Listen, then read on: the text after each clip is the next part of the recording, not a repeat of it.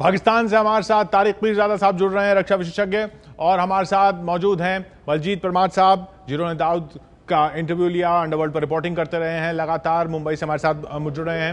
ہمارے ساتھ پریم شکلا جی موجود ہیں، شیو سینا نیتا، اور ہمارے ساتھ بھارت ورما جی رکشا وشیشجঞ جڑ رہے ہیں۔ لیکن سوال طارق پیرزادہ صاحب آپ سے، ہر بار ایک کے بعد ایک ثبوت آتے جاتے ہیں، اب آواز کی ریکارڈنگ ہو گئی، لیکن داؤد ابراہیم پاکستان کے کراچی میں ہے، پاکستان ہمیشہ نکارتا رہا، تو پھر پاکستان پہ یقین کیسے ہو کہ دوستانہ سنبندھ چاہتا؟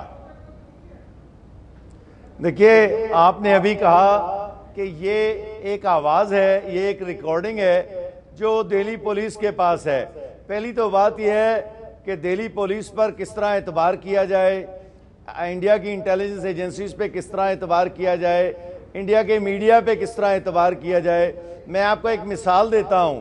ابھی 2 دن پہلے میں انڈیا کے ایک چینل پہ تھا، اور میں تقریباً روزانہ ہی ہوتا ہوں، تو انہوں نے داؤد ابراہیم پہ جو پروگرام کروایا، اس میں انہوں نے کہا کہ اس وقت داؤد ابراہیم UAE میں ہے۔ اب آپ دہلی پولیس کے حوالے سے کہہ رہے ہیں کہ وہ کراچی میں ہے، لیکن آپ نے اس دعوے کی بنیاد ایک آواز پہ رکھی ہے، اور آواز کی بنیاد پر آپ نے کہا کہ وہ کراچی میں ہے۔ مجھے بتائیے کہ آواز سے جغرافیے کا تعین کیسے ہوتا ہے؟ اگر یہ بات آپ کو معلوم ہے تو ہمیں بھی سکھا دیجئے، ہم بھی سمجھ جائیں گے۔ دوسری بات بڑی اہم ہے، میں ایک سیکنڈ میں ذرا بات مکمل کر لوں۔ دیکھیں، میرے بڑا احترام سے عرض کروں، پاکستان کا مسئلہ داؤد ابراہیم نہیں ہے، ہم اس کو نہیں جانتے۔ پاکستان کا مسئلہ کشمیر، سیاچین، سرکریک ہے، آپ اس پہ بات کیجئے۔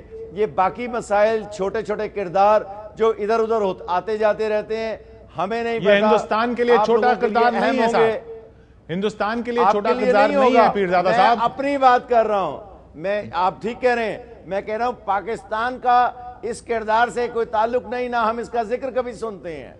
آپ کہہ رہے ہیں، میں مانے لیتا ہوں، لیکن میں نے آپ کو بتا دیا کہ آپ کے دوسرے چینل نے دعویٰ کیا تھا کہ وہ دعویٰ نہیں، وہ شہریار خان صاحب نے بولا تھا، شہریار خان صاحب نے کچھ ہی دن پہلے بولا تھا، اسی سلسلے میں بات ہوئی تھی۔ لیکن بھارت کی طرف سے لسٹ دی گئی، وہ نہیں مانی گئی، بھارت کی طرف سے اور تمام ثبوت دیے گئے، وہ نہیں مانے جاتے۔ جاوید میاں کے بیٹے کی شادی ہو جاتی ہے داؤد ابراہیم کی بیٹی سے، وہ آپ کو کوئی تعلق نہیں نظر آتا ہے۔ کسی بھی بات کو آپ ماننے کو تیار نہیں ہیں، اور یہ شخص انڈیا میں موسٹ وانٹڈ ہے، اس لیے پاکستان پر اعتبار نہیں ہوتا ہے۔ بلجیت پرمار صاحب ہمارے ساتھ لگاتار بنے ہوئے ہیں، بلجیت صاحب ہمارے ساتھ لگاتار بنے ہوئے ہیں۔ بلجیت صاحب، طارق پیرزادہ صاحب کا کہنا ہے کہ اب آواز پہ کیسے یقین کر لیں؟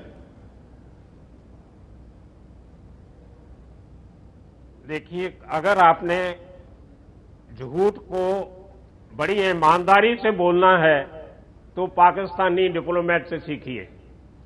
اتنے پیارے ڈھنگ سے جھوٹ بولتے ہیں کہ آپ کو سچ ماننے پہ تھوڑا تھوڑا اثر ہوتا آپ کے اوپر، شاید مان نہیں لو۔ میں ان لوگوں سے بہت ملتا جلتا رہا ہوں، لندن میں ان کے جو ڈپلومیٹس ہوا کرتے تھے ڈفرینٹ میٹنگ میں، پارٹیز میں، پرائیویٹلی ہر بڑے آدمی نے مانا کہ داؤد ابراہیم پاکستان میں ہے، کراچی میں ہے، ان کی پوری فیملی وہاں پہ ہے۔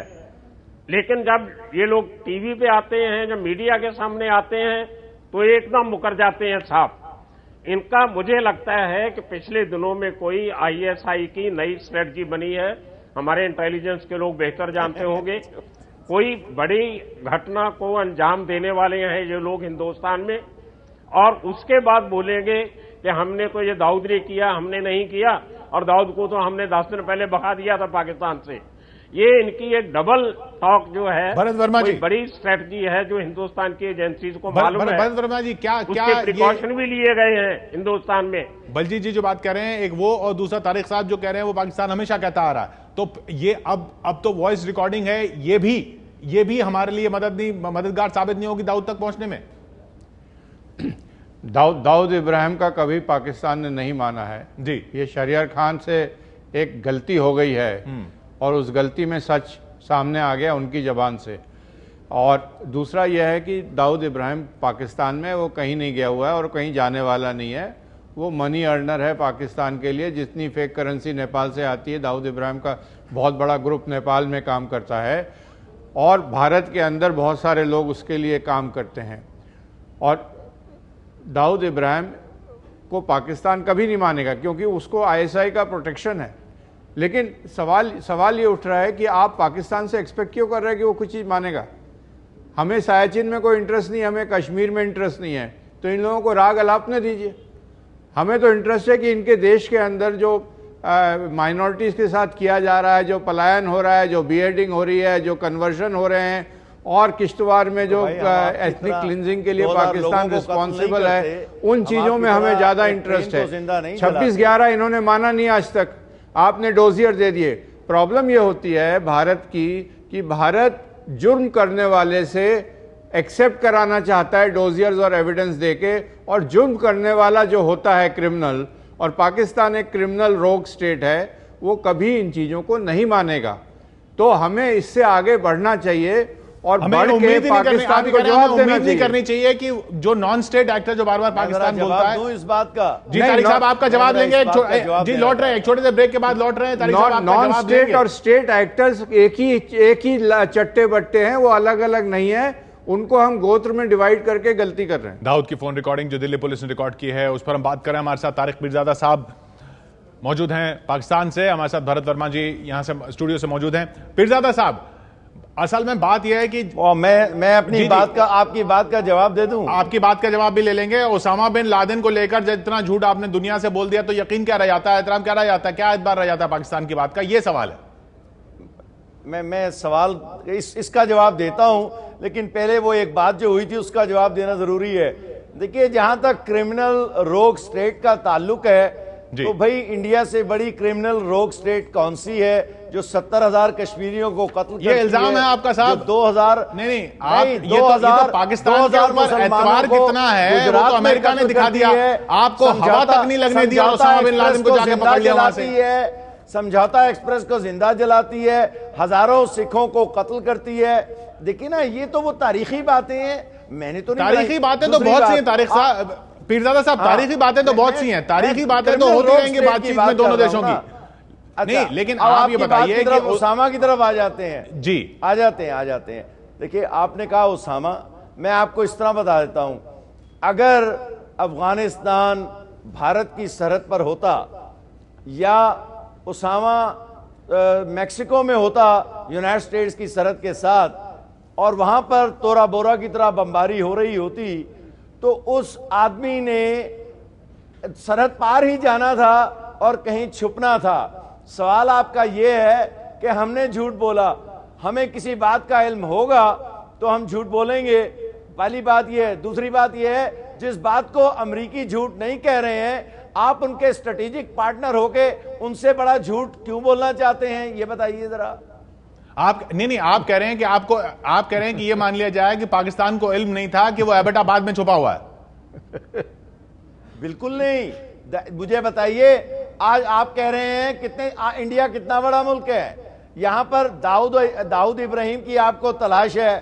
آپ کے چینل نے ابھی کہا تھا 2 دن پہلے میرا خیال ہے کہ جناب وہ UAE میں ہے. آپ اپنی نیوی لے کر جائیے، اس کو سیج ڈالیے، محاصرہ کیجئے اور اس کو گرفتار کر لیجئے.